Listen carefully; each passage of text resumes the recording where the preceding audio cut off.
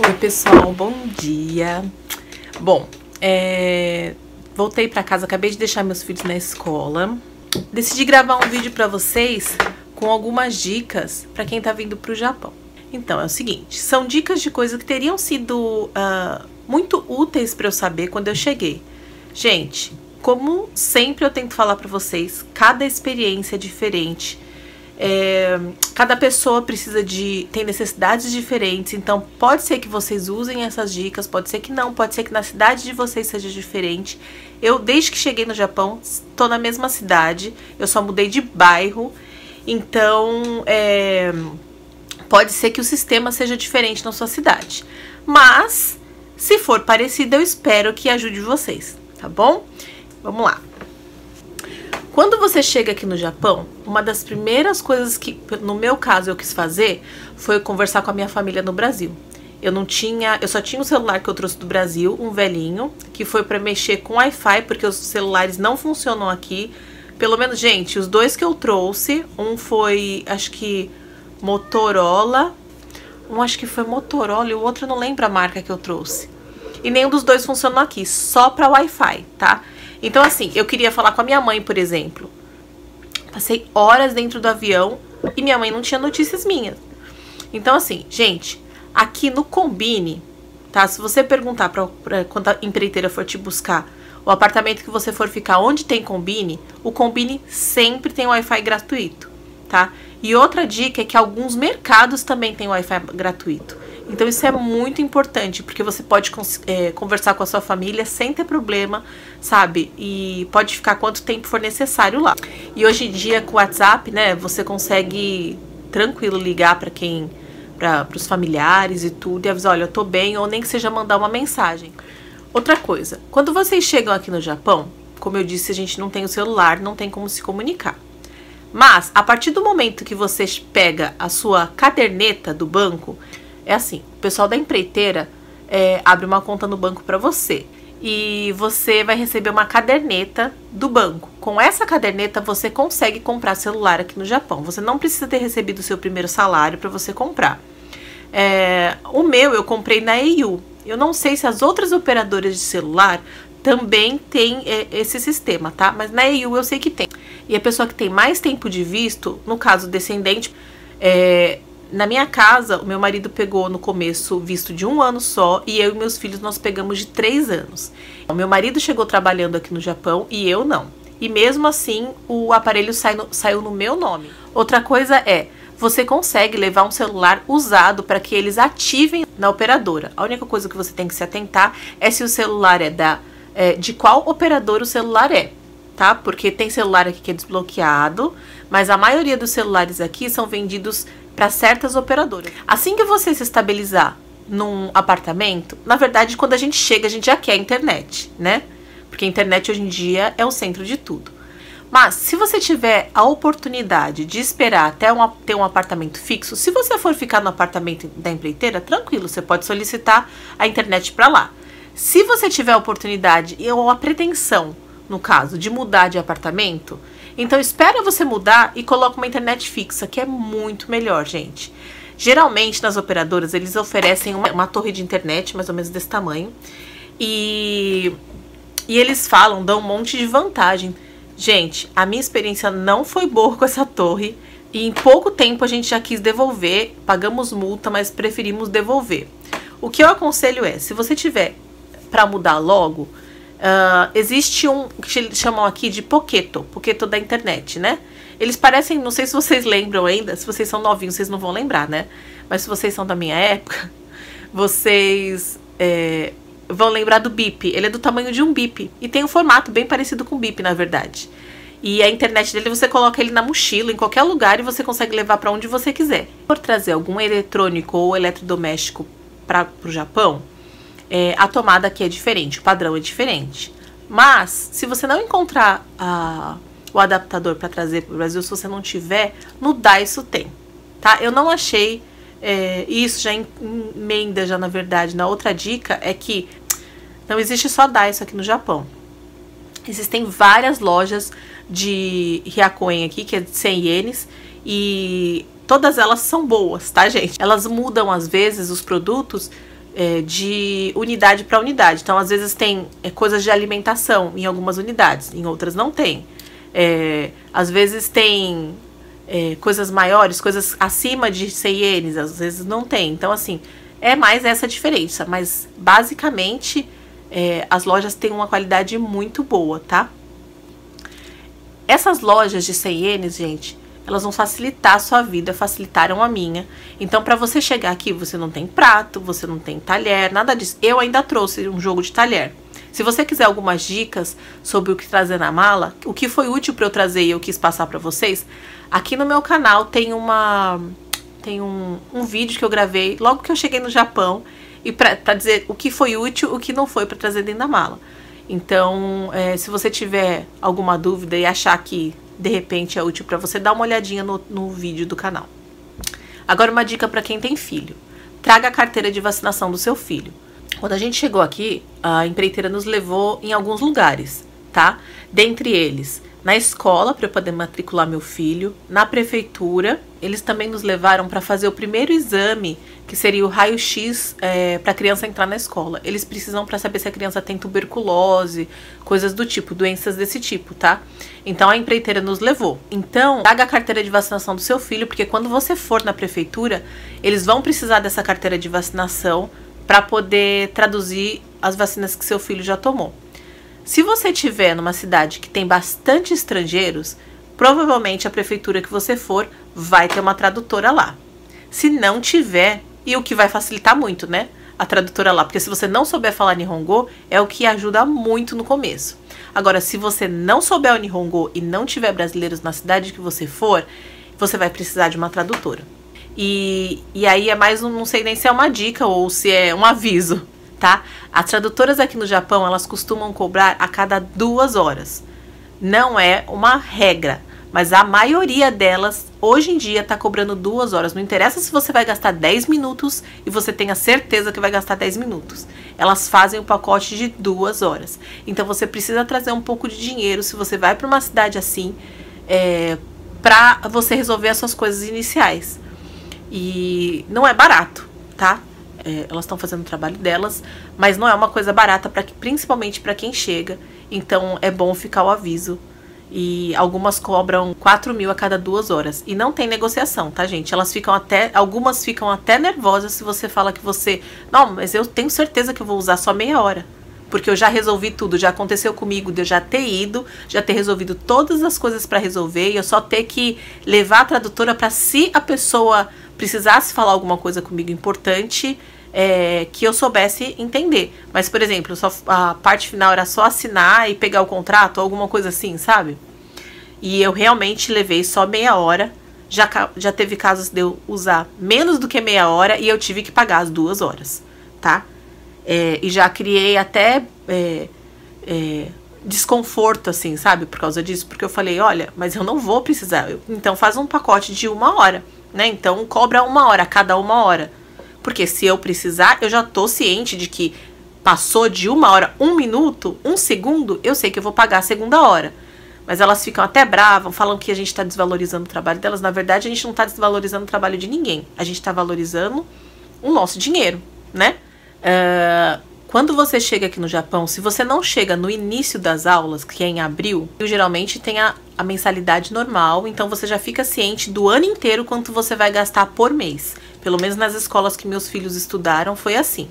Se você chega como eu cheguei na metade do ano, eu tive que pagar algumas coisas retroativas, e que os pais estavam pagando o ano inteiro. Então eu tive que arcar com esse valor para poder chegar no final do ano, eles irem para o passeio, e o passeio tá quitado. Então, assim, eu gastei um bom dinheirinho quando meu filho entrou na escola, tá? Dependendo da data do mês, eles também calculam a alimentação do seu filho até o final do mês. Então você também tem que pagar esse valor. Se você entrar, por exemplo, no dia 2, você tem que pagar até o dia 30 a alimentação. Então vai um dinheirinho nisso, só para vocês ficarem cientes que seu filho não entra na escola assim sem você pagar nada. Só se tiver no começo do ano, porque aí você só vai pagar mensalidade. Tava lembrando aqui mais uma coisa. Quando você chega no Japão, a gente geralmente não tem dinheiro. E a gente já tá vindo pro Japão exatamente por causa disso, porque a situação financeira não tá boa e a gente tá vindo para poder tentar uma vida melhor. e geralmente a gente não tem muito dinheiro disponível para gastar. Dependendo da data que você chegar no Japão, a fábrica só vai te pagar depois de 45 dias, tá? Por causa do fechamento do mês. E se você não tiver trazido nada aqui de alimento, você pode passar dificuldade. Principalmente se você tiver filho, gente. Então, é uma dica importante. Tente trazer um pouco de dinheiro para quando você vier para cá e trazer alimentos, porque seus filhos não vão passar dificuldade. Meu marido recebeu só depois de 45 dias que praticamente que a gente estava aqui, e meus filhos, graças a Deus, não passaram dificuldade porque eu tinha trazido muito alimento do Brasil. Né? Eu só não trouxe arroz, porque arroz é muito pesado, mas o resto eu trouxe tudo. Outra dica de escola. Quando você chegar aqui no Japão, pergunte na escola que seu filho vai estudar se eles têm uniformes usados para vender. Algumas escolas aqui no Japão disponibilizam uniformes que eles recebem de doação. Então, às vezes, algumas escolas repassam como doação e algumas escolas vendem por um valor bem baixinho para ajudar na manutenção da escola. Então, para às vezes ajudar em alguma coisa da associação de pais, eles têm um destino certo para o dinheiro. Mas é bem baratinho que eles vendem. Eles vendem, às vezes, a Ryakuen, né, que são 100 ienes, equivalente a $1 mais ou menos. E aí eles vendem por esse valor. Né? Então, e se a escola não tiver, você pergunta se tem algum centro comunitário no bairro que você tá, porque às vezes o centro comunitário também tem uniformes para doar. E não é só uniforme, tá? Muitas vezes a escola tem mochilas, tem as bolsas, porque aqui no Japão a criança leva uma bolsinha para poder levar a sapatilha da escola, algumas coisas assim. Então, às vezes eles vendem, tem um pianinho, que é um pianinho de sopro, eu não sei como que é o nome, tá? Mas ele, às vezes na escola tem pra doar ou tem pra vender bem baratinho também. Às vezes kit de pintura que a criança vai precisar. Tudo isso, se você estiver chegando aqui, vai ser muita economia se vocês conseguirem comprar usado, tá? No meu caso, na verdade, eu não comprei usado. Uma pessoa falou pra mim que se eu trouxesse algumas coisas pra ela, ela trocava comigo o uniforme, porque o filho dela tinha saído da escola. E, na verdade, eu trouxe peso na minha mala sem necessidade, porque eu podia ter pego de graça na escola que meu filho tava. Né? Eles tinham pra doação. E, então, assim, pergunte na escola antes. Se alguém for te doar, ótimo, beleza. Mas se alguém tentar te vender uniforme usado, pergunte primeiro na escola. Porque você vai gastar um dinheiro à toa, um dinheiro que você não tem. E a escola às vezes pode te doar ou vender bem baratinho. Já que a gente está falando de economia, então vamos para mais uma dica de economia. Quando você chega no Japão, algumas empreiteiras dão uma casa com o básico, né? Te alugam uma casa com o básico. Então tem o futon para você dormir no começo. Algumas vendem o futon. Aqui meu marido veio, ela emprestou o futon para toda a família. Então, tanto o de colocar assim no chão, né? Como o edredom mesmo pra gente se cobrir, eles emprestaram. O apartamento tava com uma geladeira, um fogão e uma máquina de lavar e uma panela de gohan. Então, assim, o básico tem. Mas se você não tem sofá, nada disso, né? Cama também não tem. Se você não tá acostumado a dormir em tatame, dói as suas costas. Então, assim, a primeira coisa que a gente tenta pensar são nessas coisas pra gente ter um conforto. Então, uma dica importante pra você. Quando você chegar, pergunte se tem alguma loja de usados perto de você. Se tiver, vai te fazer economizar muito. Tem de tudo na loja de usados. E a loja de usados aqui do Japão é diferente do Brasil. A qualidade das coisas, eles têm um sistema assim pra compra mais rígido, sabe? Se você não tiver preconceito com coisas usadas, gente, vale muito a pena. Quando eu cheguei aqui, o rapaz da empreiteira me levou num home center pra comprar varal, essas coisas. Se eu soubesse, eu gastei muito caro, gente. Eu paguei no varal, se eu não me engano, na época, uns 5 mil. E na loja de usados, se ele tivesse me indicado, eu tinha pago 300 ienes. Entendeu? Então a diferença é muito grande pra quem chega.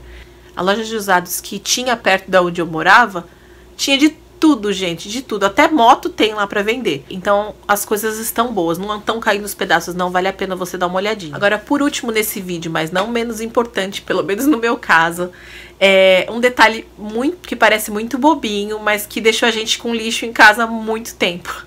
Gente, no Brasil, a gente coloca o lixo na porta e o coletor passa e pega na porta de casa. Aqui no Japão não é assim.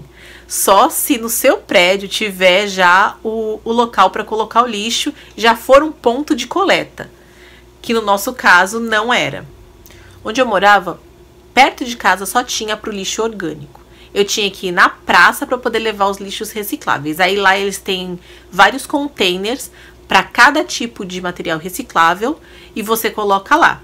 Mas eu não sabia no começo, então é bem importante você perguntar. Quando eu mudei para esse apartamento aqui, eu achei, por ser a mesma cidade, eu achei que seria o mesmo sistema. Então a primeira coisa que eu fui ver era se tinha containers no parque, e não tinha.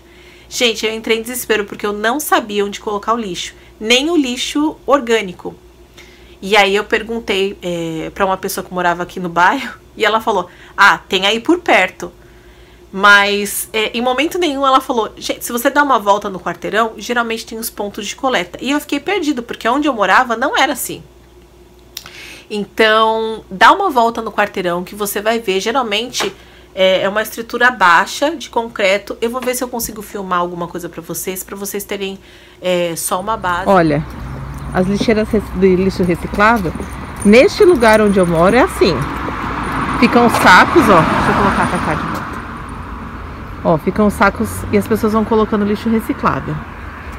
Existem dias que eles colocam algumas caixas aqui, caixa de plástico, para você colocar garrafa também.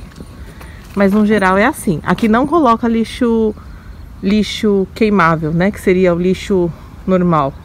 Só reciclável. Pessoal, aqui são alguns containers que tem. Esses são só para roupa e para papelão.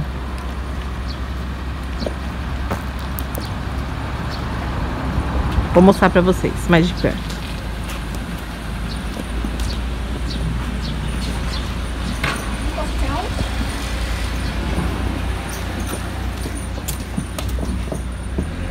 E jornal. E jornal.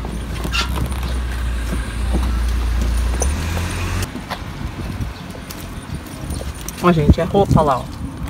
Eu quero ver. Não. Ah, queria ver. Vamos ali.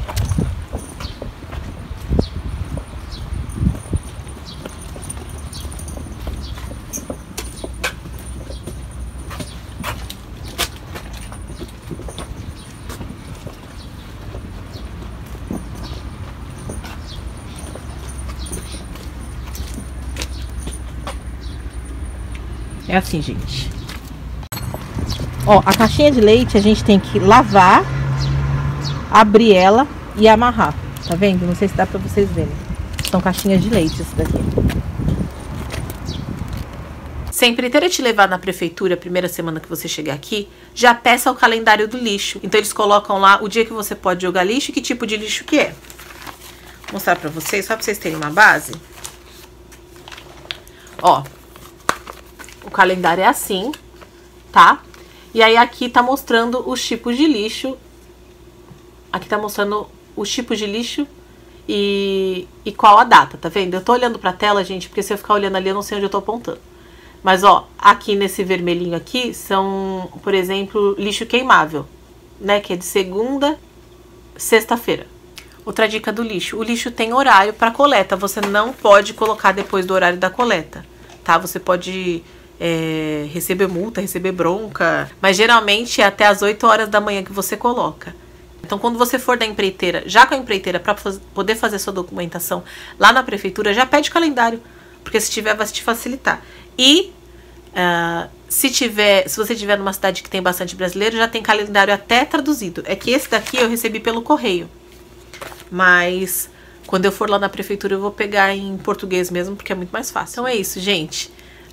Espero que vocês gostem, que seja útil para vocês esse tipo de dica. Para mim teria sido muito útil se eu soubesse, a gente não teria perdido tempo ou dinheiro com certas coisas. E se vocês tiverem alguma dúvida, se eu souber responder, eu vou ter o maior prazer para poder responder para vocês. E se você gostou desse tipo de vídeo, dá um joinha para eu saber que você gostou, para que eu possa coletar mais informações sobre algumas coisas para poder passar para vocês. Tá bom? Eu espero você no próximo vídeo. Beijo. Tchau, tchau.